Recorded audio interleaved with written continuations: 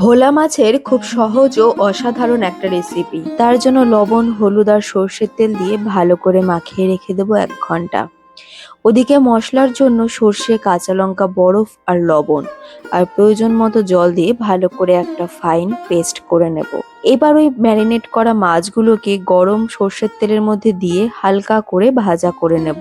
ভোলা মাছ খুব একটা বেশি ভাজার দরকার হয় না, যেহেতু নরম হয় মাছটা। এবার ওই তেলের মধ্যে কালো জিরে ফোড়ন দিয়ে তাতে সর্ষে বাটাটা দিয়ে সাথে সাথে আমি জল ব্যবহার করছি। সর্ষেটা কিন্তু কষালে তেতো হওয়ার সম্ভাবনা থাকতে পারে।